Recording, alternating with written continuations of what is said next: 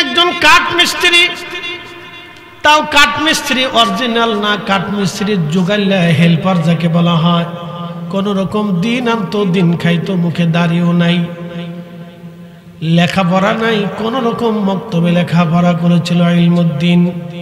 দুনিয়ার লেখাপড়া এসেছিল আক্ষরিক জ্ঞান শূন্য, দুনিয়ার লেখাপড়া এসে আক্ষরিক জ্ঞান শূন্য, তার কিছুই ছিল না, কোনো লেখাপড়া নাই, নামটা পর্যন্ত লিখতে পারত না। হযরত ইলমুদ্দিন দুনিয়ার 100 যুবক কেবলমাত্র কাঠমিস্ত্রির হেল্পার। তিনি চিন্তা করলেন, না, আমার রসুলের শানে এত বড় অপমান বরদাস্ত করা যায় না। কলিজার ভিতরে রসুলের প্রেম দাও দাও করে জ্বলে উঠল তার। হযরত ইলমুদ্দিন এই তরুণ যুবক কলিজার ভিতরে দাও দাও করে জ্বলে ওঠার পরে ছোট্ট একটা ছুরি কিনে নিল, 2 ধারালো বিশিষ্ট ছুরি। তার একটাই চিন্তা, রঙ্গিলা রসুলের লেখককে আমি জীবনের তরে শেষ করে দেব, আমি শহীদ হব, না হয় সে মারা যাবে। আমার রসুলের শানে এত বড় কুচ্ছা, কলিজার ভিতর থেকে ইলমুদ্দিন ভালোবেসে ফেললো আল্লাহ রসুলকে। সুদূর লাহোর থেকে দিল্লি আসলো, দিল্লির আদালত বসেছে। ইলমুদ্দিন জানলো লেখকটাকে একজন দেখিয়ে দিয়ে বলল, ওই যে সুন্দর চেহারার একটা সাদা ফর্সা, ওই লোকটাই হবে সেই রঙ্গিলা রসুলের লেখক। ইলমুদ্দিন আস্তে করে তার পাশে দাঁড়িয়ে গেল। আদালত চত্বরের ভিতরে ইলমুদ্দিন তার 2 ধারালো বিশিষ্ট ছুরি দিয়ে ওই রঙ্গিলা রসুলের লেখকের পেটের মধ্যে ছুরি টেনে দিয়ে পোড়া পেটটাকে ফেরে ভুড়ি নাড়ি বুড়ি বের করে দিল। আদালত চত্বরে ছটফট করে এই জাহান্নামের কুকুর জাহান্নামে চলে গেল। একবার জোরে বলা যাবে কি আল্লাহু আকবার? না না, আরো জোরে বলেন আল্লাহু আকবার। এমন সাহসী মুসলমান কয়জন আছে দেখেন, কল্পনা করতে পারবেন আপনি?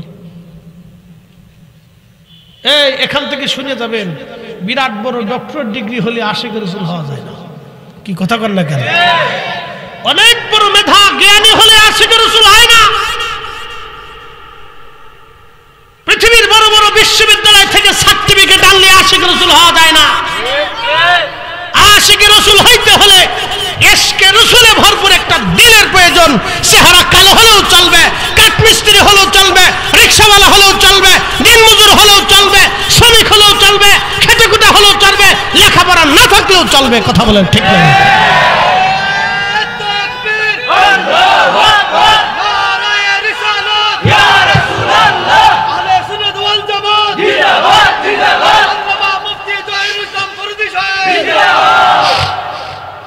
ইশকে রাসূল আলাদা জিনিস। উস্তুনে হান্নানা মরা কাঠ জিন্দা হলো, সহিহ বুখারী হাদিস।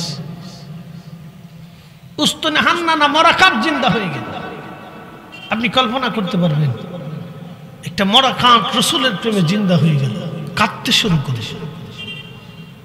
পৃথিবীতে কোন নবীর মুজিজাতে এরকম কোন ঘটনা নাই। আল্লাহ 1,24,000 নবী পাঠিয়েছেন, 313 জন রাসূল পাঠিয়েছেন। কোন নবীর জীবনীতে নাই যে একটা মরা কাঠ রাসূলের বিরহ বেদনায় কেঁদে উঠে মানুষের মতো কথা বলে, মানুষের মতো কাঁদতে শুরু করে। কিয়ামত পর্যন্ত উস্তুনে হান্নানার মতো আল্লাহ রাসূলের কিছু উম্মত থাকবে যাদের দিলগুলি ইশকে রাসূলে জিন্দা হয়ে থাকবে। কথা বলেন ঠিক না বেঠিক? থাকবে। আপনি যত বেদাতের ফতোয়া দেন থাকবে, ফিরাইতে পারবেন না।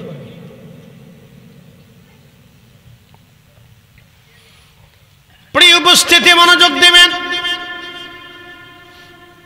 ইলমুদ্দিন যখন হত্যা করে ফেললো, আদালত চত্বরে হইচই পড়ে গেল।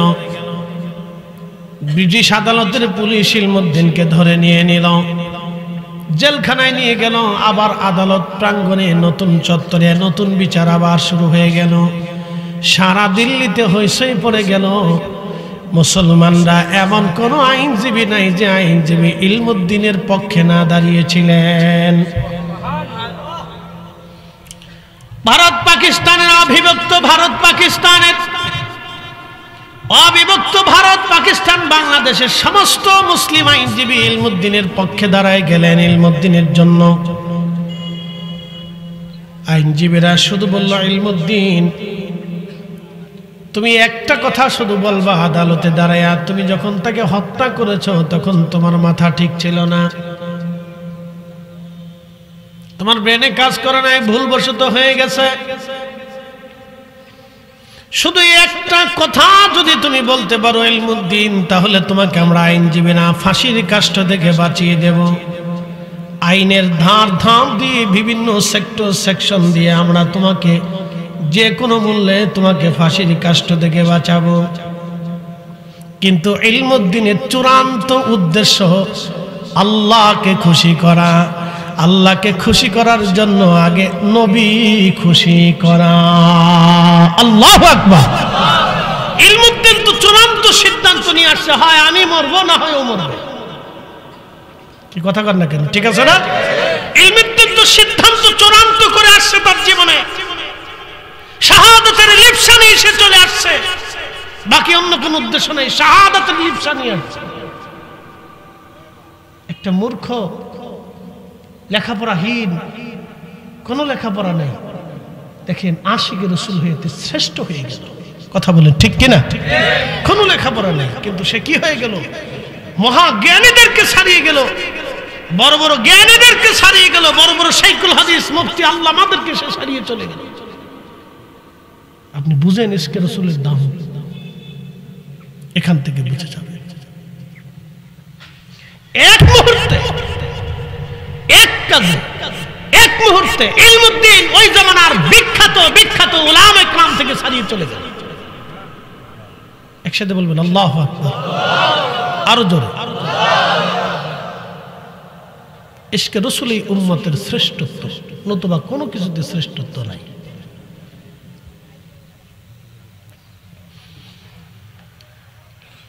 হ্যাঁ, সিলেটের মুসলমান মনোযোগ দেবেন। হযরত ইলমুদ্দিন রাহিমাহুল্লাহ পরের দিন আদালত বসলো, উকিলরা বুঝিয়ে আসলো, তুমি শুধু এই কথাটা বলে দেবা ইলমুদ্দিনের উদ্দেশ্য তো একটা। রব্বুল আলামিন কুরআনুল কারীমের ভিতরে আমার আল্লাহ একটা আয়াত দিয়ে আল্লাহ আমাদেরকে বুঝিয়ে দিলেন, কুল ইন কুনতুম তুহিব্বুনাল্লাহ।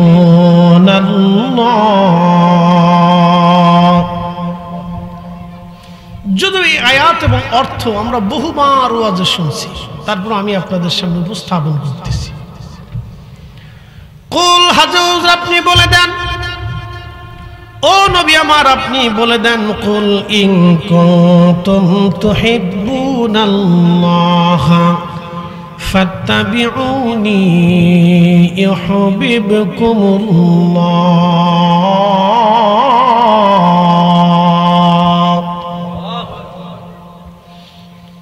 ও নবী আমার আপনি বলে দেন, কেউ যদি আমি আল্লাহকে ভালোবাসতে চাই, চূড়ান্তভাবে আমি আল্লাহ পেতে চাই, চূড়ান্তভাবে আমি আল্লাহ পেতে চাই, চূড়ান্তভাবে আমি আল্লাহ পেতে চাই, চূড়ান্ত পর্যায়ে আমি আল্লাহকে খুশি করতে চাই, নবী আপনি বলে দেন, ফাত্তাবিউনি, সে যেন আপনাকে চূড়ান্তভাবে মেনে নেয়, আপনাকে চূড়ান্তভাবে ভালোবাসে। আপনি খুব মনোযোগ দিবেন।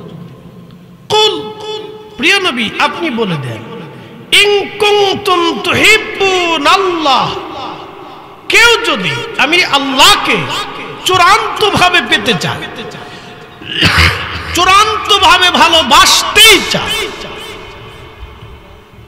আমাদের জীবনের লক্ষ্য কি? আল্লাহকে খুশি করে। একসাথে বলেন, আমাদের সবার জীবনের শেষ লক্ষ্য কি? আল্লাহকে, জোরে বলেন, আল্লাহকে কেন করবেন? চোখ দিছে কি? পৃথিবীর সমস্ত জ্ঞান মেধা এক জায়গা হলে, আপনার একটা চোখ নষ্ট হলে তারা চোখ বানিয়ে দিতে পারবে? জিহ্বা দিছে কে? পৃথিবীর সমস্ত মেধা যদি এক জায়গা হয়ে চেষ্টা করে, আল্লাহর একটা জিহ্বা বানিয়ে দিতে পারবে? এই জন্য ওনাকে খুশি করতে হবে। আপনার আমার জীবনের চূড়ান্ত পর্যায়ের সফলতা হলো আল্লাহকে খুশি করা। এখন আপনি ইচ্ছা করে বিয়ে করেন, শাদী করেন, বাচ্চা কাচ্চা হোক, সংসার হোক, বাড়ি হোক, বিল্ডিং করেন, জমি জমা করেন, ইন্ডাস্ট্রি করেন, মসজিদ করেন, মাদ্রাসা করেন, সংসার করেন, সমাজ করেন, রাষ্ট্র করেন, রাজনীতি করেন, আপনি যা কিছু করেন,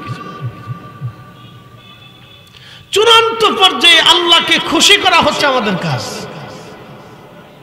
এতে কোনো সন্দেহ নাই। কথা বুঝতে হবে, কিন্তু আমার কথা খুব ডিপলি মনোযোগের সাথে না শুনলে আপনি আমার কথা বুঝবেন না। খুব গভীরের কথা। আমাদের সবার জীবনের লক্ষ্য উদ্দেশ্য আল্লাহকে খুশি করা, আর কোনো কথা নেই। আল্লাহ আমাদেরকে সৃষ্টিও করছেন, ওমা খলাকতুল জিন্না ওয়াল ইনসা ইল্লা লিয়াবুদুন। আল্লাহ সৃষ্টি করছেন এই উদ্দেশ্যে যে আমরা আল্লাহকে খুশি করব। এক কথা শেষ। ইয়াবুদুন, আল্লাহকে খুশি করা, আল্লাহর গোলামি করা, বন্দিগি করা, আল্লাহকে খুশি করা। আচ্ছা, একটা কথা বলি, আপনি বাড়িতে যদি কর্মচারী রাখেন, তো কর্মচারী কেন রাখেন? যে কর্মচারী আপনার বাড়ির কাজ আঞ্জাম দেবে। কথা ঠিক আছে না? নৌকার মাঝি কেন নৌকা চালায়? তার উদ্দেশ্য হলো নদী পার করাবে। তো মাঝির উদ্দেশ্য থেকে সে একবারে নদী পার করাইয়া দিবে। আপনি যখন গাড়িতে ওঠেন, সিএনজি ড্রাইভারের চিন্তা হলো তাকে একবারে শেষ স্ট্যান্ড পর্যন্ত আপনাকে পৌঁছাবে, নতুবা আপনার টাকা দেবেন না। তো তার চূড়ান্ত ইচ্ছা থেকে চূড়ান্ত পর্যায়ে আপনাকে পৌঁছায় দেওয়া। মাঝির জীবনের ইচ্ছা থেকে চূড়ান্তভাবে আপনাকে নদী পার করাই দেওয়া। আপনার একজন পিতার ইচ্ছা থেকে সন্তানকে জীবনে প্রতিষ্ঠিত করে রেখে দেওয়া। মায়ের ইচ্ছা থেকে সন্তানকে তার চূড়ান্ত পর্যায়ে তার লালন পালন করে বড় করে দেওয়া। তো বান্দার জীবনের চূড়ান্ত ইচ্ছা হলো আল্লাহকে খুশি করা। আল্লাহ এই কোরআনে বলে দিলেন, হাবিব কাও উম্মতকে বলে দেন, কেউ যদি আমাকে চূড়ান্ত ভাবে খুশি করতেই চায়, তাহলে আপনি তাদেরকে বলেন তারা যেন চূড়ান্ত ভাবে আপনাকে মহব্বত করে আপনাকে মেনে নেয়, আপনাকে ফলো করে, আপনার জীবনের সবকিছুর জন্য তারা গ্রহণ করে নেয়। একসাথে বলবেন সুবহানাল্লাহ, আরো জোরে। এর অর্থ কি বুঝলেন? নবী পাইলে আল্লাহ পাওয়া হয়, নবী খুশি করলে আল্লাহকে খুশি করা হয়, রসুলকে তাজিম করলে আল্লাহকে তাজিম করা হয়, নবীর প্রশংসা করলে আল্লাহর প্রশংসা করা হয়, রসুলের দরুদ পড়লে আল্লাহকে খুশি করা হয়, রসুলের পক্ষে থাকলে আল্লাহর পক্ষ হয়, নবীর জন্য জীবন দিলে আল্লাহর জন্য জীবন দেওয়া হয়। সহজ।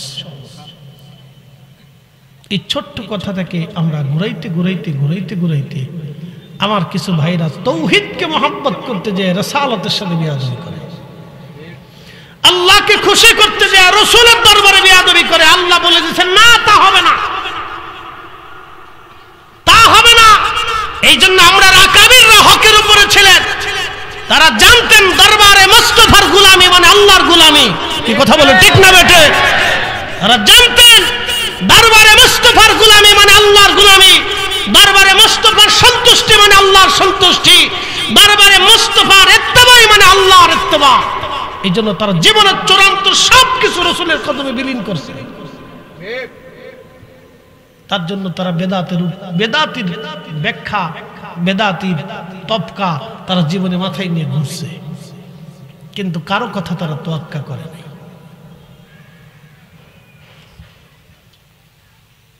এগুলো আমাদের বুঝতে হবে। প্রিয় উপস্থিতি, শুধু কি এইখানে আয়াতে শেষ? রব্বুল আলামিন আরো জানাই দিলেন, হাবিব চূড়ান্ত ভাবে আপনি নবীকে যদি তারা মেনে নিয়ে নেয় বন্ধু, তাহলে শুনে নেন, আপনি তাদেরকে জানিয়ে দেন ফাত্তাবিউনি ইউহিব্বুকুমুল্লাহ।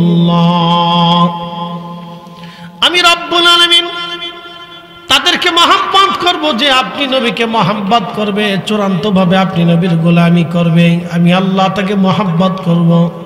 শুধু মহব্বতই করব না, হে রাসূল আপনি বলে দেন বন্ধু, ওয়াগফিরুজ যুনুবা জামিআ, আমি রব্বুল আলামিন তার জীবনের সমস্ত গুনাহগুলি আমি আল্লাহ মিটাই দিব, মাফ করে দিব। একবার জোরে বলা যাবে কি আল্লাহু আকবার।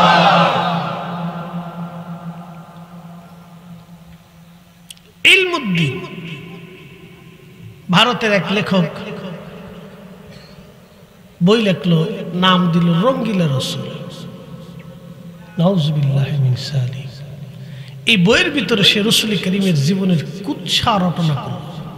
নবীজি, প্রিয় নবী অধিক বিয়ে করেছিলেন কাম পিপাসা নিবারণ করার জন্য, এই সমস্ত বাজে মন্তব্য রসুলের শান এসে ব্যবহার করলো। আরো ভয়াবহ শব্দ যেগুলো আমি মুখে আনতে পারবো না, আমার দ্বারা সম্ভব না। আল্লাহর হাবিবের জীবনের চরিত্র নিয়ে সে বাজে বাজে বক্তব্য দিল। লক্ষ লক্ষ মুসলমান ক্ষোভে ফেটে পড়ল। আল্লামা ডক্টর ইকবাল তখন জিন্দা। মগজ কোরা রুহে ঈমান জানে দিন হাসতে হুব্বে রাহমাতুল লিল আলামিন, হাসতে হুব্বে রাহমাতুল লিল আলামিন। কে वफा तूने मोहम्मद से, तू हम तेरे हैं, ये जा चीज ही किया लौह कलम तेरे हैं। এই ছন্দগুলি সে এরপরে লিখছে এই ঘটনার পরে। আল্লামা ডক্টর ইকবাল তখনও জিন্দা। পাকিস্তানের লাহোরের এক ছোট্ট কাঠ মিস্ত্রি ইলমুদ্দিন, সামান্য বেতনে চাকরি করত ইলমুদ্দিন। হে যুবক ভাইরা, হে ৩৬০ আউলিয়ার দেশের সিলেটের মুসলমান পনের চকবাসী, মনোযোগ দিবেন। ইলমুদ্দিন একজন কাঠ মিস্ত্রি, তাও কাঠ মিস্ত্রি অরিজিনাল না, কাঠ মিস্ত্রির জোগাইলা হেল্পার যাকে বলা হয়।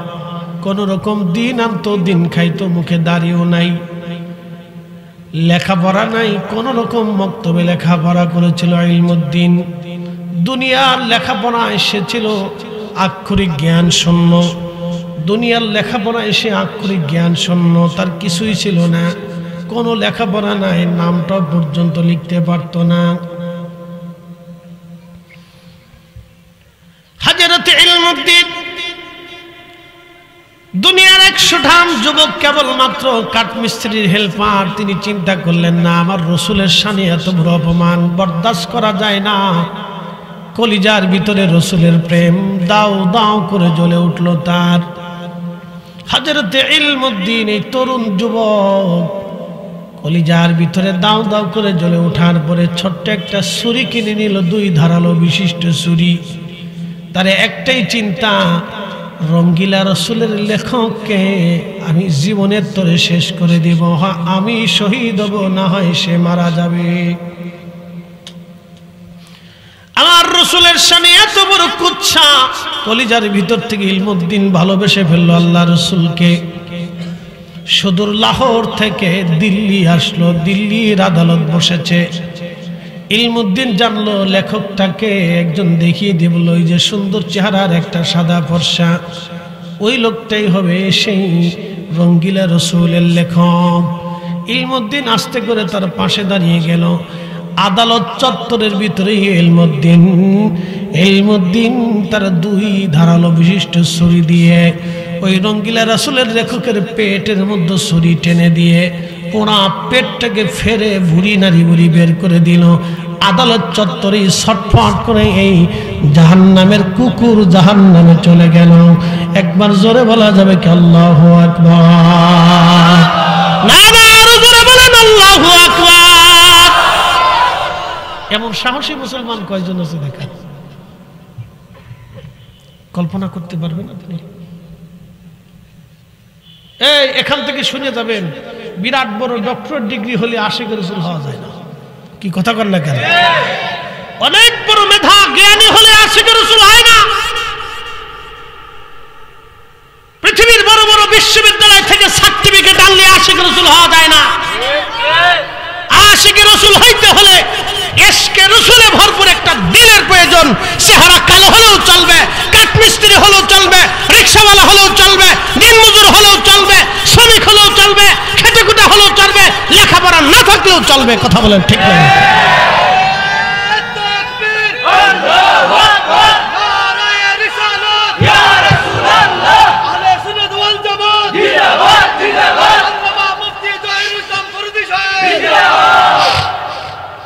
ইশকে রাসূল আলাদা জিনিস। উস্তুনে হান্নানা মরা কাঠ, জিন্দা হলো, সহিহ বুখারীর হাদিস। উস্তুনে হান্নানা মরা কাঠ জিন্দা হয়ে গেল। আপনি কল্পনা করতে পারবেন একটা মরা কাঠ রাসূলের প্রেমে জিন্দা হয়ে গেল, কাঁদতে শুরু করে। পৃথিবীতে কোন নবীর মুজিজাতে এরকম কোন ঘটনা নাই। আল্লাহ 1,24,000 নবী পাঠিয়েছেন, 313 জন রাসূল পাঠিয়েছেন। কোন নবীর জীবনীতে নাই যে একটা মরা কাঠ রাসূলের বিরহ বেদনায় কেঁদে উঠে মানুষের মতো কথা বলে, মানুষের মতো কাঁদতে শুরু করে। কিয়ামত পর্যন্ত উস্তুনে হান্নানার মতো আল্লাহ রাসূলের কিছু উম্মত থাকবে যাদের দিলগুলি ইশকে রাসূলে জিন্দা হয়ে থাকবে। কথা বলেন ঠিক না? ঠিক থাকবে। আপনি যত বেদাতের ফতোয়া দেন থাকবে, ফিরাইতে পারবেন।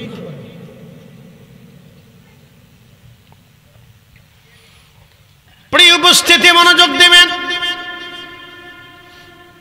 ইলমুদ্দিন যখন হত্যা করে ফেললো, আদালত চত্বরে হইচই পড়ে গেল। ব্রিটিশ আদালতের পুলিশ ইলমুদ্দিনকে ধরে নিয়ে নিল, জেলখানায় নিয়ে গেল। আবার আদালত প্রাঙ্গণে নতুন চত্বরে নতুন বিচার আবার শুরু হয়ে গেল। সারা দিল্লিতে হইচই পড়ে গেল।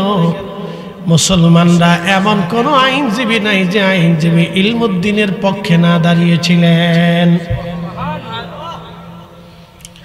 ভারত পাকিস্তানের অবিভক্ত ভারত পাকিস্তানের অবিভক্ত ভারত পাকিস্তান বাংলাদেশের সমস্ত মুসলিম আইনজীবী ইলমুদ্দিনের পক্ষে দাঁড়ায় গেলেন ইলমুদ্দিনের জন্য।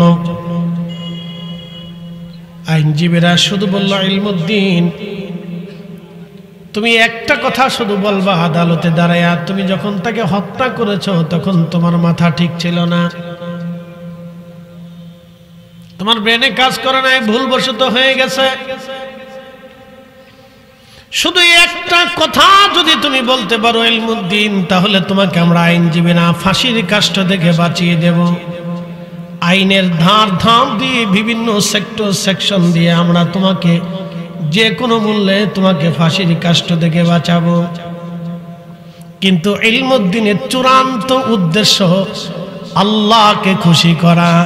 আল্লাহকে খুশি করার জন্য আগে নবী খুশি করা। আল্লাহু আকবার। ইলমুদ্দিন তো চূড়ান্ত সিদ্ধান্ত নিয়ে আসছে, হয় আমি মরবো না হয় ও মরবে। কি কথা কর না কেন? ঠিক আছে না? ইলমুদ্দিন তো সিদ্ধান্ত চূড়ান্ত করে আসছে তার জীবনে, শাহাদাতের লিপ্সা নিয়ে সে চলে আসছে, বাকি অন্য কোন উদ্দেশ্য নেই, শাহাদাতের লিপ্সা নিয়ে আসছে। একটা মূর্খ, লেখাপড়াহীন, কোন লেখাপড়া নেই, দেখেন আশিকে রাসূল হইতে শ্রেষ্ঠ হয়ে গেল।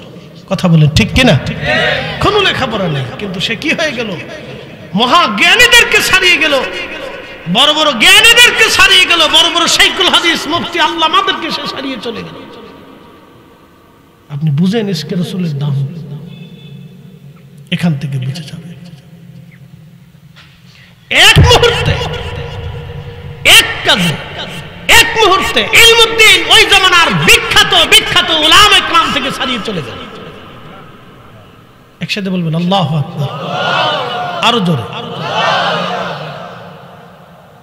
ইশকে রাসূলই উম্মতের শ্রেষ্ঠত্ব, নতুবা কোনো কিছুতে শ্রেষ্ঠত্ব নাই।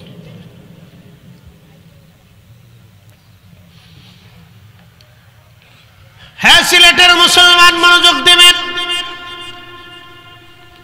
হযরত ইলমুদ্দিন রাহিমাহুল্লাহ পরের দিন আদালত বসলো, উকিলরা বুঝিয়ে আসলো, তুমি শুধু এই কথাটা বলে দেবা ইলমুদ্দিনের উদ্দেশ্য তো একটা, চূড়ান্ত শাহাদাতের লিপ্সা নিয়ে সে আসছে, রসুল খুশি করার জন্যে, রসুল প্রেমে বিভোর হয়ে ইলমুদ্দিন নবী খুশি করার জন্য এসেছেন। আজ কাজী নজরুল কত চমৎকার লিখেছিলেন, আল্লাহকে যে পাইতে চায়। আপনি কোরআনের সাথে কাজী নজরুলের কবিতার ছন্দ মিলিয়ে দেখবেন, অথচ এই ব্যক্তি মাদ্রাসাতে আমাদের মতো এত লেখাপড়া করে নাই। ভালো করে বুঝলেন, আল্লাহকে যে পাইতে চায় হযরতকে ভালোবেসে, আরশ কুরসি লৌহ কলম না চাহিতেই পেয়েছে সে। হযরত ইলমুদ্দিনের ঘটনার পরে, শাহাদাতের পরে আল্লামা ডক্টর ইকবাল কত চমৎকার ভাষায় তিনি লিখলেন, কে ওয়াফা তুনে মুহাম্মদ সে তু হম তেরে হে,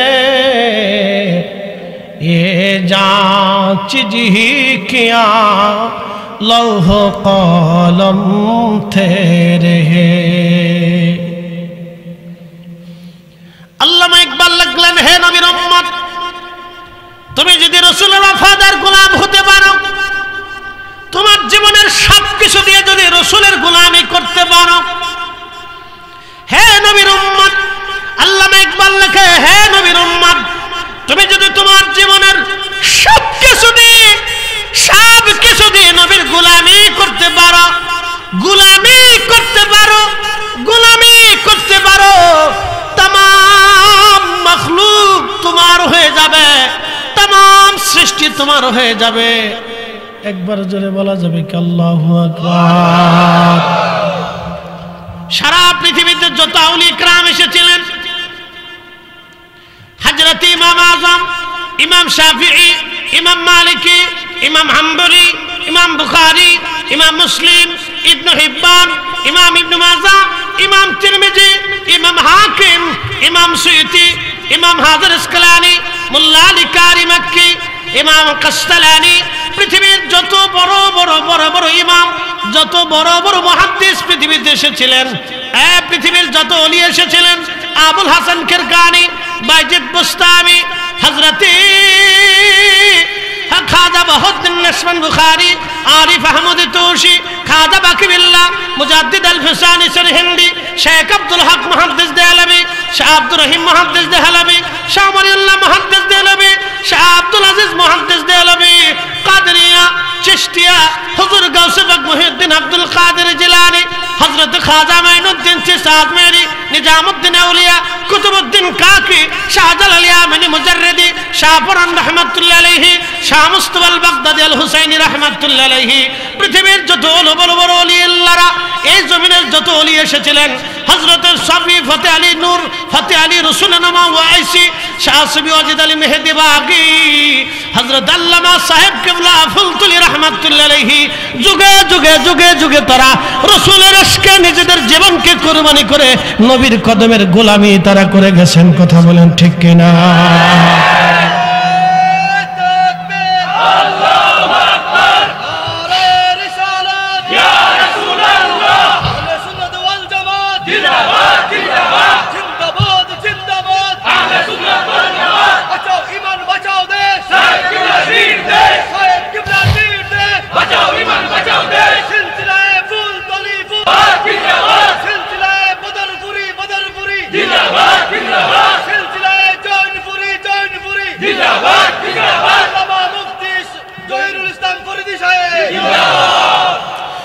আল্লামা ডক্টর ইকবাল রাহিমাহুল্লাহ ইলমুদ্দিনের ঘটনার পরে তখনই তিনি লিখলেন, মগজ কোরা রূহে ঈমান জানে দিন, হস্তে হুব্বে রহমাতুল লিল আলামিন।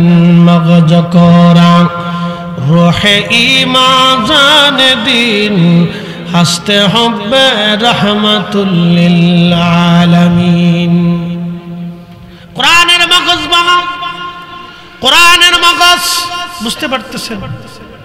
কোরআনের মূল, কোরআনের সারমর্ম, কোরআনের মূল, কোরআনের মগজ, কোরআনের মূল মগজ কোরা, রুহে ঈমান, ঈমানের রুহু, ঈমানের জীবন, ঈমানের জীবন, ঈমানের রুহু, মগজ কোরা, রুহে ঈমান, জানে দিন, ধর্মের জান, ধর্মের প্রাণ।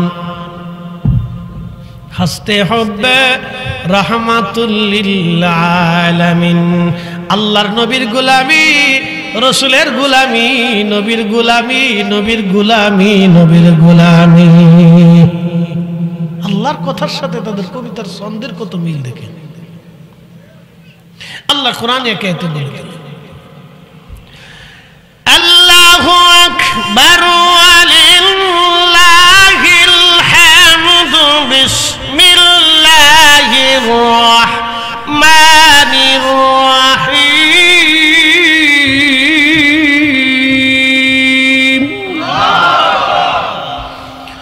মান ইউতি'র রাসূল ফাকাদ আতা আল্লাহ।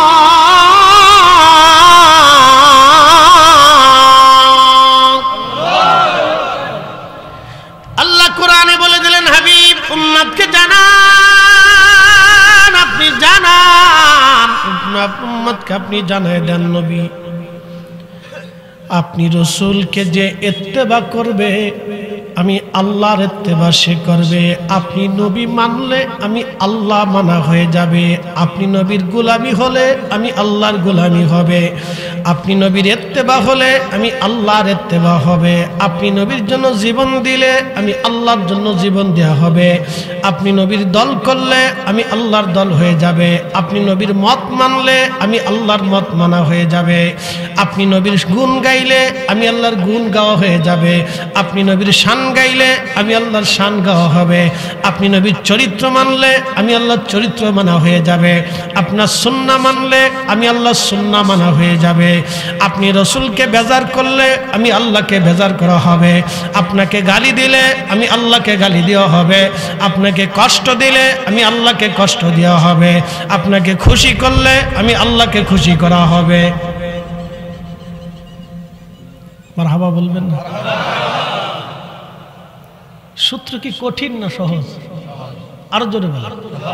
এই সহজ সূত্রটা আমি একরাম শিখাই গেছে, কি কথা কন না কেন? আর তার জন্য তাদেরকে বেদাতির উপমা, বেদাতির তবকা তাদেরকে দিছে, কিন্তু সাতার দিকে তারা নজর দেয় নাই। কারণ পৃথিবীর মানুষ বেদাতি আর শিরকি যাই বলুক, ইশকে রাসূলের চাইতে বড় মর্যাদা কিছু হতে পারে না। কথা কন না কেন? ইলমুদ্দিন থেকে বুঝে যায়। আইনজীবীরা বুঝিয়ে গেল, তুমি শুধু একটা ছোট্ট শব্দ বলবা, যেটা ভুলবশত হয়ে গেছে, আমি শেষ মাথা ঠিক ছিল না। ইলমুদ্দিন কি মাথা ঠিক ছিল না এই কথা বলার জন্য আসছে, না জীবন শেষ করার শাহাদাতের ক্লিপসা নিয়ে আসছে? তার চূড়ান্ত ইচ্ছা রসুলকে খুশি করা। কথা ঠিক কিনা? তার চূড়ান্ত ইচ্ছাই হচ্ছে রসুলকে খুশি করা। আপনাকে এই সূত্রটা বুঝতে হবে। পৃথিবীর যে যত বিদ্যায় আপনাকে দিক, আপনি রসুলের কদমের বিদ্যার চাইতে বড় বিদ্যা পৃথিবীতে নাই। কি কথা কন না কেন? যত বিদ্যা আপনাকে দিক, এই কথা মনে রাখবেন। এখান থেকে পদস্খলন যাতে আপনাদের না হয়, তো সর্বনাশ হয়ে যাবে। কিচ্ছু করার নাই, মেহেশর কায়েম হবে, আপনি আমি কবরে চলে যাব। আমাদের আগে বহু জাতি গোষ্ঠী বংশ কবরে চলে গেছে, আল্লাহর কিচ্ছু আসে যায় না। কিন্তু রসুলকে যদি বেজার করে যান তাহলে মহা সর্বনাশ হবে, মেহেশর বড় কঠিন হবে। পৃথিবীর কেউ আপনাকে মেহেশরে সাহায্য করার কোন রাস্তাই থাকবে না। না হুজুর গাউসে পাক, না বড় বড় আউলিয়া, আতকিয়া, মুজাদ্দিদ, উলামা, ফুদালা, মুহাদ্দিস, মুফাসসির, না সাহাবী, না তাবি, না তাবি তাবি, না হাসান বসরি, রাবিয়া বসরির মতো বড় বড় আউলিয়ারা। সেদিন রসুল করিমের কদম মোবারক পর্যন্ত আপনাকে কেউ নিতে পারবে না যদি এখানে গুস্তাখি করে যান। কোটি কোটি মানুষ আপনার ভক্ত হলে কি হবে? কি হবে তাতে দিয়ে? আপনার আমার কবরে কোটি কোটি মানুষ যদি ফুল দেয়, কি লাভ হবে যদি রসুল বেজার থাকে? কথা কি সহজ না কঠিন? একবার সহজ না? যদি রাসূল আমার উপর বেজার থাকে তো কোটি কোটি মানুষ আমার কবরে ফুল দিলে কি লাভ হবে? বলুন কি লাভ হবে? কোটি মানুষ আমাকে গালি দিলে কি ক্ষতি হবে যদি রাসূল আমার উপর খুশি থাকে? সূত্র তো সহজ, আমি কঠিন কোন সূত্র দিচ্ছি না। সহজ সূত্রটা আউলিয়া کرام আপনাদেরকে বাতলাইছে। সাহেব কেবলা ফুলতুলি রন্দে রন্দে ঘুরে ঘুরে বৃদ্ধকালে চামড়া লুবজে গেছে, শরীর শুকিয়ে গেছে, বয়া শীর্ণ ক্ষীণ দুর্বল হয়ে গেছে, তারপরেও আপনারা ডাকলেই চলে আসছে। ইচ্ছা করলে বৃদ্ধকালে আরাম আয়েশ করে ঘুরে ফিরে লন্ডন আমেরিকা দিয়ে সিলেট দিয়ে ঘুরে ঘুরে থাকতে পারতেন। প্রিয় উপস্থিতি, মনোযোগ দিয়ে কথাগুলি শুনবেন। আজ ইলমুদ্দিন বিচারক জিজ্ঞেস করলো, আপনি কি খুন করেছেন? বলে হ্যাঁ। ইচ্ছায় না অনিচ্ছায়? একেবারে সুন্দর ইচ্ছায়। একসাথে বলবেন আল্লাহু আকবার। আমি একবারে সজ্ঞানে ইচ্ছায় আমি তাকে হত্যা করছি। উকিলরা সব নীরব নিথর হয়ে বসে গেল। কি করলাম? আল ইলমুদ্দিন কি বলে ফেলল? সমস্ত মুসলিম উকিল যারা ছিল সব নিথর হয়ে পড়ে গেল। একটা শব্দ উচ্চারণ করলে তাকে ফাঁসির কাষ্ট থেকে আজ বাঁচাই দিতে পারতাম। সমস্ত আদালত চত্বর নীরব হয়ে গেল। বিচারক রায় দিবে। বিচারক রায় দিলেন তাকে ফাঁসির কাষ্টে ঝুলিয়ে হত্যা করা হোক। বিচারকরা জিজ্ঞেস করলো, ইলমুদ্দিন কথাটা না বললে কি হতো না? ইলমুদ্দিন বললেন, কি করে আমি কথাটা বলবো? গত রাত্রে রাসূল করিম আমাকে স্বপ্নে দেখা দিয়েছে।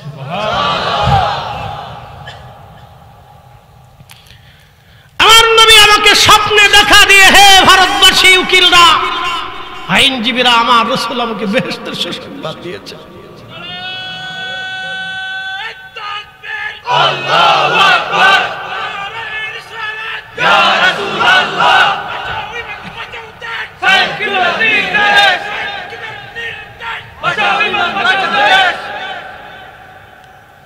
হে রাসূল, তোমায় ভালোবাসি,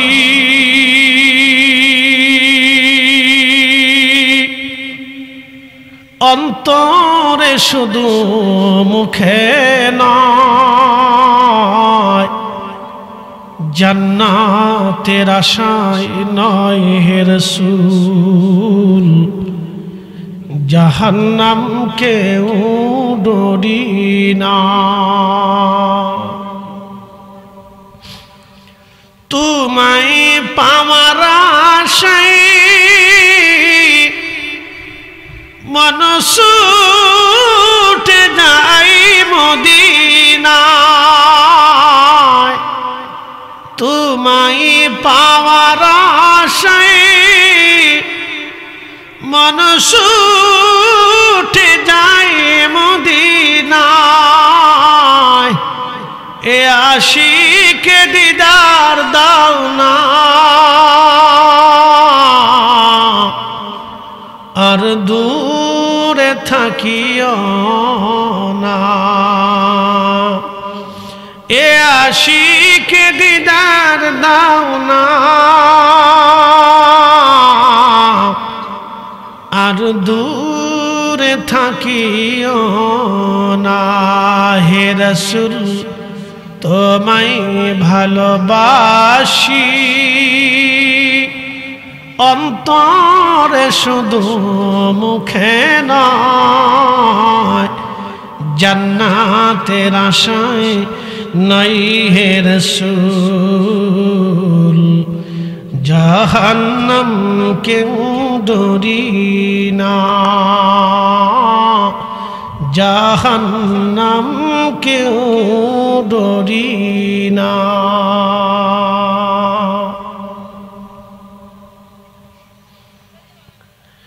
ইলমুদ্দিন ডাক দিয়ে বলে, আইনজীবীরা, রাসূল আমাকে স্বপ্নে দেখা দিয়েছেন, জান্নাতের সুসংবাদ দিয়ে গেছে, বলেছেন জান্নাতে আমার সাথে, আমি নবীজির সাথে খানা খাবো, নাস্তা করব, একসাথে রসুলের কাছে চলে যাব।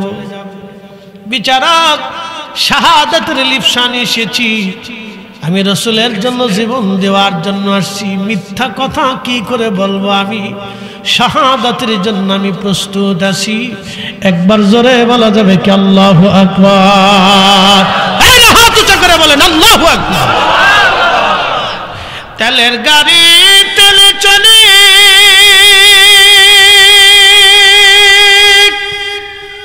হাওয়ার গাড়ি হাওয়ায় উড়ে, বিনা তেলে চালায় গাড়ি নবী সুলাইমান। আমরা সেই মুসলমান, আমরা সেই মুসলমান। কথা বলেন ঠিক কিনা?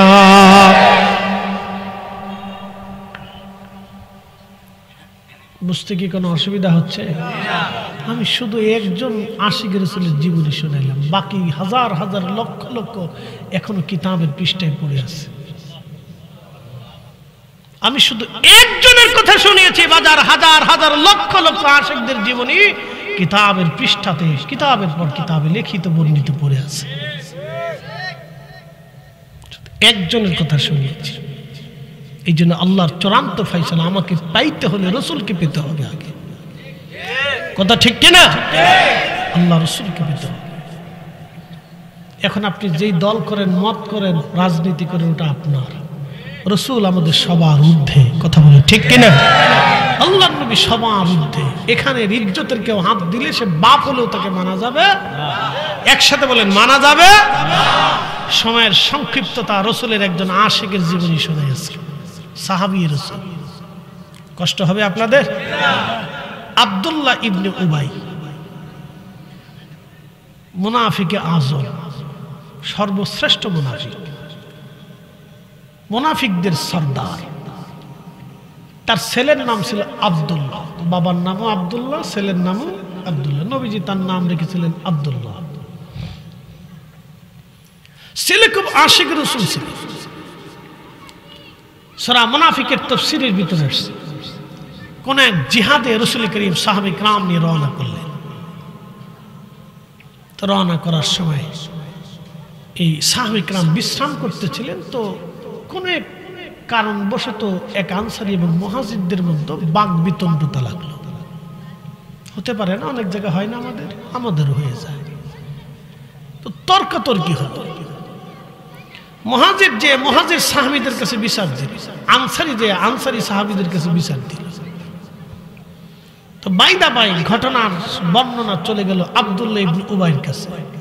আব্দুল্লাহ ইবনে উবাই আনসারীদেরকে ডাক দিয়ে বললেন, এই আনসারীরা, আমরা মুহাজিরদেরকে জায়গা দিছি, খাইতে দিছি, পড়তে দিছি, থাকতে দিছি, ঘুমাইতে দিছি, জমি দিছি, ঘর দিছি, আমরা আমাদের স্ত্রীকে তালাক দিয়ে তাদের সাথে বিয়ে দিছি। তাদের সাহস কি করা হয় আমরা আনসারীদেরকে ধমক দাও? মদিনায় যাওয়ার পরে এই আনসারীদেরকে ঘর থেকে বের করে দেব, মদিনার থেকে তাড়িয়ে দেব এই মুহাজিরদেরকে। একটা শব্দ, মদিনায় ফেরত যাওয়ার পরে সমস্ত মুহাজিরদেরকে ঘাট ধাক্কা দিয়ে বের করে দেব। আল্লাহ রাসূলের কাছে সংবাদ শোনার সাথে নবী জিহাদে রওনা বাদ দিয়ে বলেন, মদিনাতে মুভ করো। বড় বিশৃঙ্খলা মুজাহিদদের মধ্যে বেঁধে গেছে।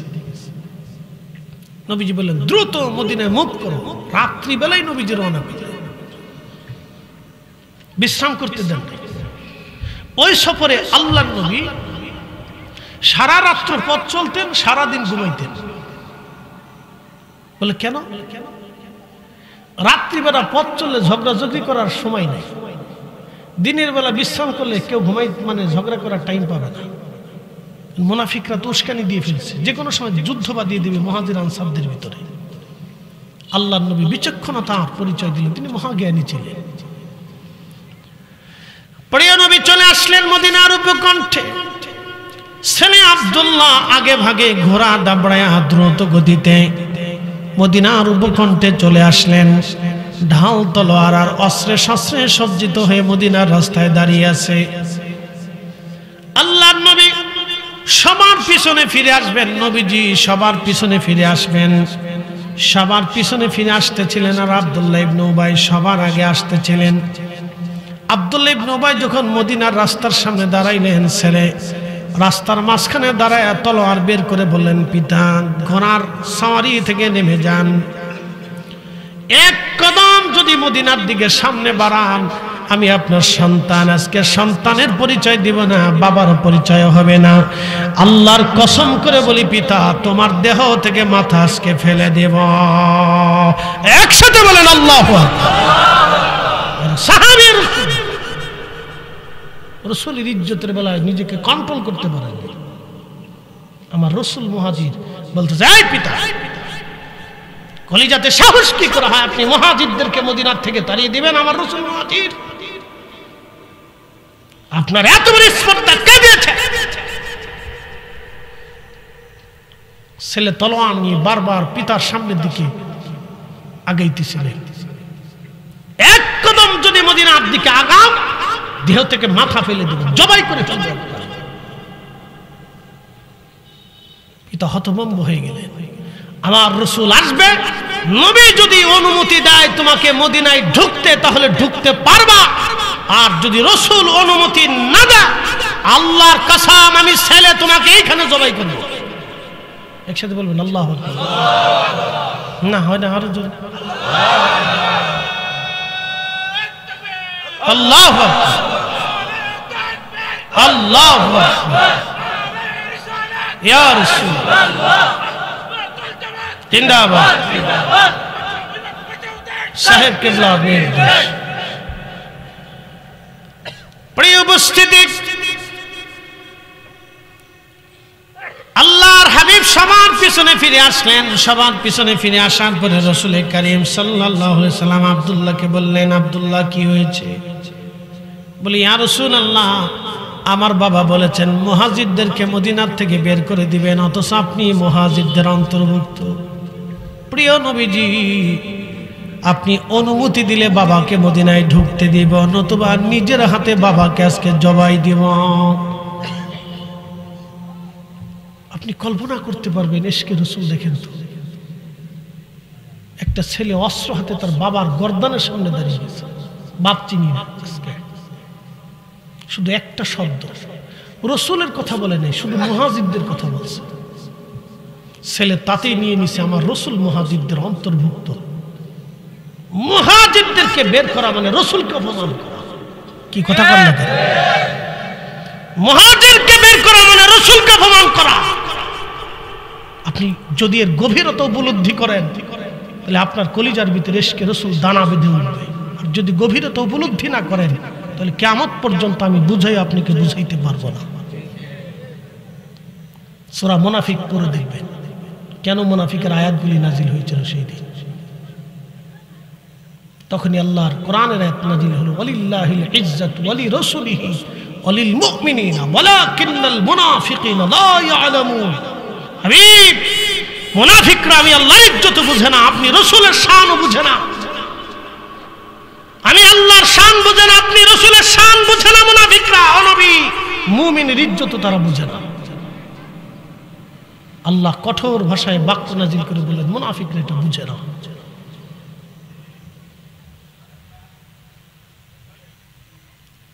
কোরআনের কত আয়াতের তাফসীর হয়, কিন্তু এই সমস্ত আয়াতের তাফসীর হয় না।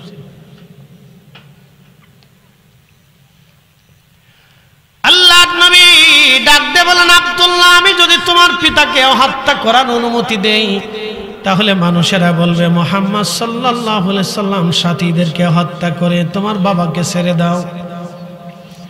আব্দুল্লাহ ছেড়ে দিলেন। আব্দুল্লাহ ইবনে উবাই চলে গেলেন মদিনাতে। তার সাহস হারিয়ে ফেলল। সন্তান তাকে জবাই করতে চায়, এর চাইতে বড় ব্যর্থতা মুনাফিকের জীবনে আর কিছুই নাই। কি কথা কন না কেন?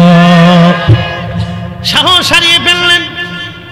আব্দুল্লাহ তখন রাসূল করিম সাল্লাল্লাহু আলাইহি সাল্লামকে অনুরোধ করলেন, ইয়া রাসূলুল্লাহ, যদি কোরআনের আয়াত নাজিল হয়, আমার আব্বাজানকে আল্লাহ হত্যার ফয়সালা দিয়ে দেয়, নবীজি মদিনার কোনো মানুষ দিয়ে আমার বাবাকে হত্যা করাবেন না, তার গর্দান নেবেন না, ইয়া রাসূলুল্লাহ, কারণ অন্য কেউ যদি আমার বাবার গর্দান নেয় তাহলে ওই ব্যক্তির প্রতি আমার মনের আক্রোশ আসতে পারে, আর মনের আক্রোশ যদি আসে তাহলে আমি গুস্তাখে রসুল হয়ে যাব, রসুলের দরবারে আমি এই অপমানিত হয়ে যাব।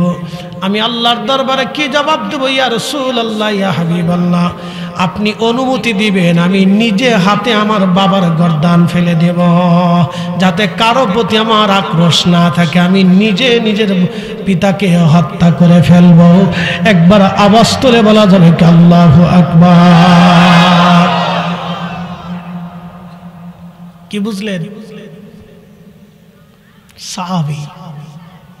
আমি এই জন্য বললাম, আমি এক ইলমুদ্দিনের জীবনী বলেছি, লক্ষ লক্ষ আশিক রাসূলদের কথা কিতাবের পৃষ্ঠাতে পড়ে আছে, আপনি জানেনই না। সাহাবীদের জীবনের অনুভূতি দেখেছে, শুধু বুঝে যাবে নিজের বাপকে ছেড়ে দেয়, নিজের বাপ ছেড়ে দেয় না।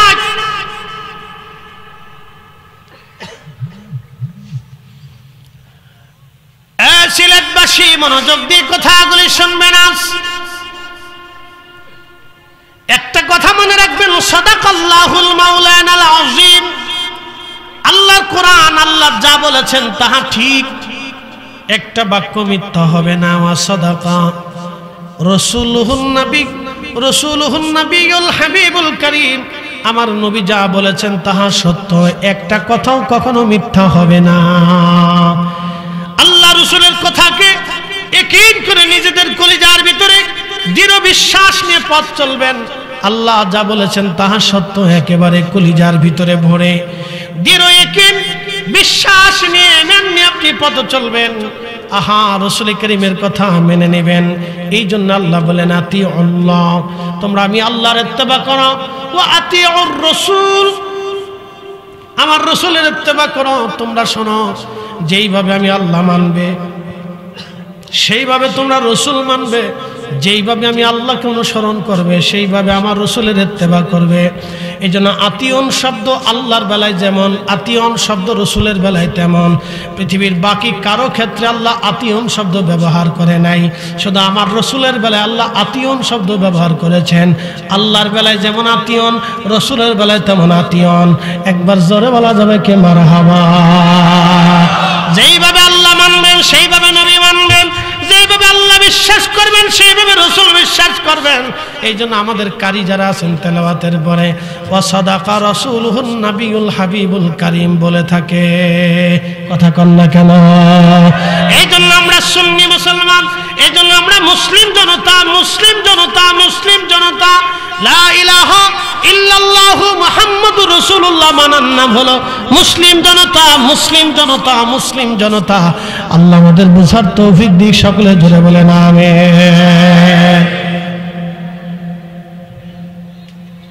প্রিয় উপস্থিতি, আমরা কবরে চলে যাব, পৃথিবী ধ্বংস হবে। পৃথিবী কি হয়ে যাবে? একসাথে বলে, যে সুন্দর পৃথিবী দেখতেছেন এটাই ভাবে থাকবে না, এটা শেষ হবে, ধ্বংস হয়ে যাবে পৃথিবী। পৃথিবীর কিছুই থাকবে না, কিয়ামত আসন্ন।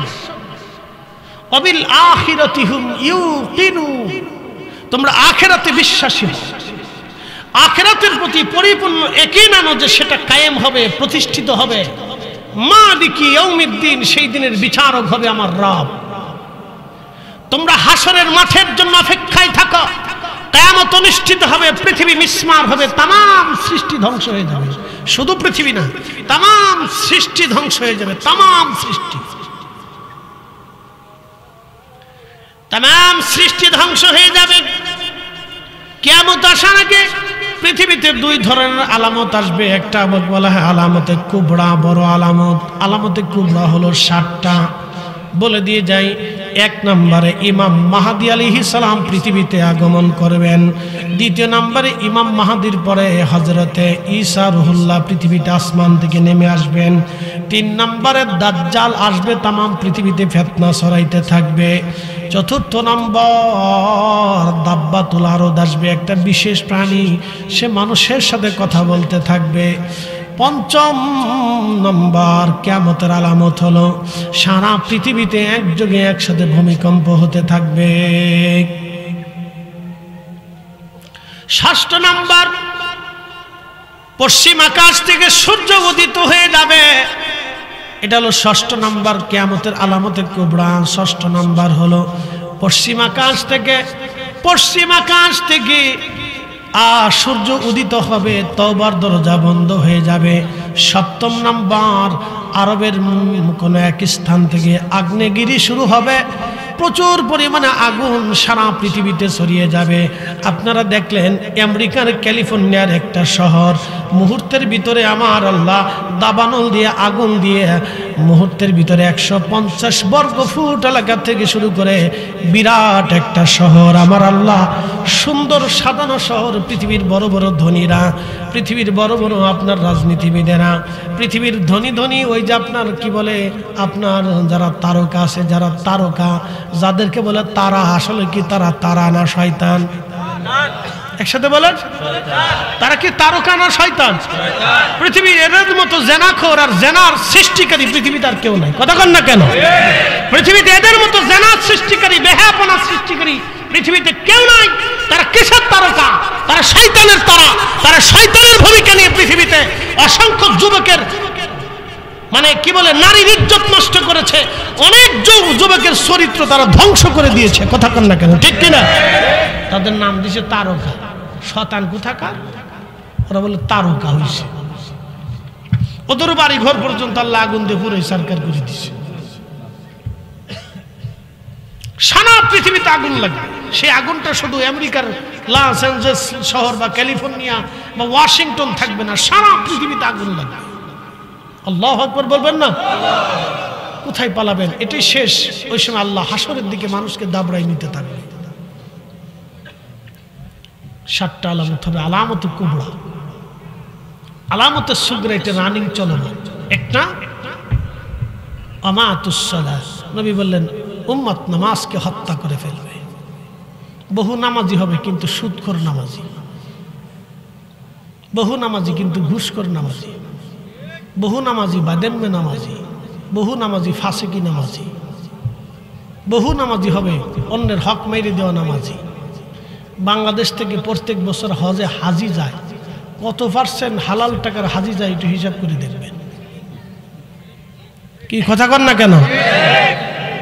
রমজান আসলে ওমরাতে যায়, কত পার্সেন্ট হালাল টাকার ওমরায় যায় রমজানে একটু হিসাব করবে। প্রত্যেক বছরে ওমরায় যায়, মাঝে মধ্যে ওমরায় যায়, কত টাকার হালাল পার্সেন্ট টাকা দিয়ে ওমরায় যায় একটু হিসাব করে দেখবেন। হিসাব করে দেখবেন। আমাতুস সালাহ, উম্মত নামাজকে মেরে ফেলবে। ওয়াদাউল আমানা, উম্মত আমানতকে ধ্বংস করে ফেলবে। তার বাস্তব প্রমাণ হলো বর্তমান রাষ্ট্রীয় সিচুয়েশন, রাষ্ট্রীয় ব্যবস্থাপনা। আমলা থেকে শুরু করে সচিব থেকে শুরু করে নিম্ন পর্যন্ত পেন পর্যন্ত কোটি কোটি টাকার মালিক হয়ে গেছে। সব গরিব আর দুঃখী মেহনতি মানুষের রক্ত ঘামানো আর ঘাম ঝরানো পয়সা অর্থ। কথা বলেন ঠিক না? এগুলি সব মেহনতি মানুষের, কৃষক গরিব মেহনতি। আজকে কৃষক যদি কোনো ডিসি অফিসে যায় তাহলে মূল্যই করে না, তারা মানুষই মনে করে না। কি কথা কন না কেন? অথচ কৃষকের ঘাম ঝরানো পরিশ্রম থেকে আজকে ফসল হয়, সবজি হয়, খাবার হয়, ধান হয়, আমাদের নিত্য প্রয়োজনীয় রিজিকের ব্যবস্থা হয় তাদের ঘাম ঝরানো পয়সা থেকে, তাদের ঘাম ঝরানো পরিশ্রম থেকে। অথচ ডিসি অফিস, কি কয় এসপি অফিস, টিএনও অফিস, বাংলাদেশের বিভিন্ন কোনো অফিস আদালতে এই কৃষকগুলি গেলে তাদেরকে মানুষই করতে হবে। ধর কালকে সেদিন দেখলাম এক আনসার এক দরিদ্র মানুষকে পিটাচ্ছে ময়মনসিংহ। শুধু পিটাচ্ছে না, ঘাট ধরে ধরে জোর করে টেনে নিয়ে যাচ্ছে। একটা লোক বাধা দিল না, একটা লোক বাধা দিল না। চিন্তা করলাম যে কত মানুষের ভিতরে একজন নিরীহ মানুষকে পিটাচ্ছে, একটা লোক বাধা দিল না। তার মানে বোঝা গেল মানুষের সংখ্যা দেশে কমে গেছে।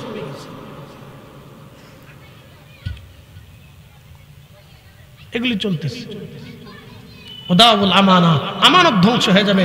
আল্লাহ রাসূল বলেন উম্মত তখন তোমরা কিয়ামতের জন্য অপেক্ষা করো, প্রস্তুতি নাও তখন কিয়ামতের জন্য।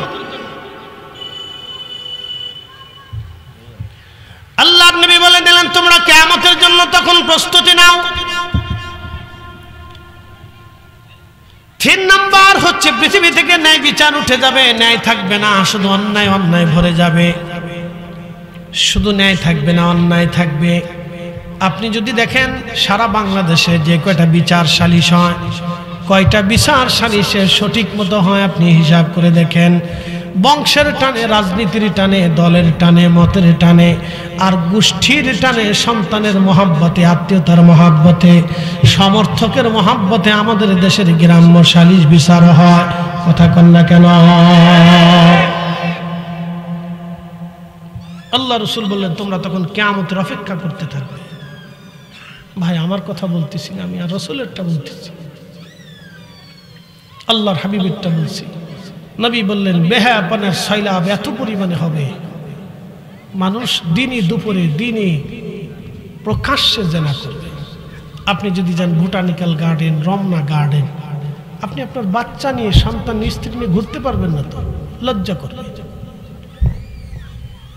আজকে আমরা যে সমস্ত বড় বড় বিদ্যাপীঠ দেখি, ভার্সিটির মতো জায়গাতে আজকে বেহায়াপনা চলতেছে। কি কথা কন না কেন? যেখান থেকে মানুষ আসবে সেখান থেকে অমানুষ তৈরি হচ্ছে। বলে হুজুর কি করে বললেন? কি করে বলি মানে, ভাত খাইয়া মেধাবীরা যখন একটা পাগলকে পিটায় পিটায় মারে তখন আমরা কি বুঝবো? কি কথা কন না কেন? একটা মেধাবী ছেলেরা হাসতে হাসতে হাসতে হাসতে ভাত খাওয়া খায় পিটায় পিটায় মেরে ফেললো একটা মানুষকে। এটা কি মানুষের কাজ করা হতে পারে? এরকম কত শত ঘটনা হয়, কতদিন কোন দিক দিয়ে হয়, যেখানে সেখানে প্রকাশ্যে মারামারি, কুবাকুবি, পিটে পিটি, যে যারে পারতেছে মারতেছে, দাঙ্গা হাঙ্গামা চলমান, মারামারি। সেই দিন আমার ফরিদপুরে সিঙ্গারে নিয়ে মারামারি করতেছে, কুবাকুবি করতেছে। আচ্ছা, সে 5 টাকা সিঙ্গারে নিয়ে তোরা মারামারি করস কি? এতালিয়ে তো মারামারি কুত্তাই করে। কি কথা কর না কেন? জোরে বলেন। আমার দেশ, আমার দেশ, দুঃখে পরে আমি কথা বলতেছি, আমার দেশ ফরিদপুর শহরে একটা সিঙ্গারে নিয়ে কুত্তা কামড়াকামড়ি করতেছে।